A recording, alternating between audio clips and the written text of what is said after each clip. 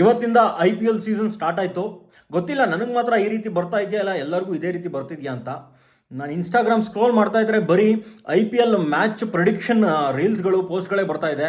ಯಾರೋ ಒಬ್ಬ ಹೇಳ್ತಾನೆ RCB ಗೆಲ್ಲುತ್ತೆ, ಇನ್ನೊಬ್ಬ ಹೇಳ್ತಾನೆ SRH ಗೆಲ್ಲುತ್ತೆ.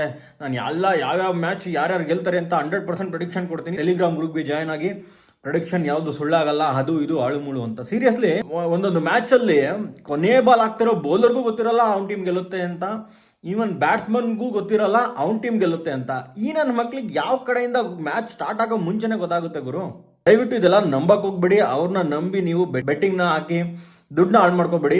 ಗೊತ್ತು, ತುಂಬಾ ಜನಕ್ಕೆ ಇದೊಂದು ರೀತಿ ಈ IPL ಸೀಸನ್ ಬಂದ್ರೆ ಅದೇ ಅವ್ರಿಗೆ ಒಂದು ಉದ್ಯೋಗ. ಅವರೇ ಅದರಲ್ಲೇ ಎಷ್ಟೋ ಜನ ದುಡ್ಡು ಮಾಡ್ಕೊತಾರೆ, ತುಂಬಾ ಜನ ದುಡ್ಡು ಕಳ್ಕೊಂತಾರೆ.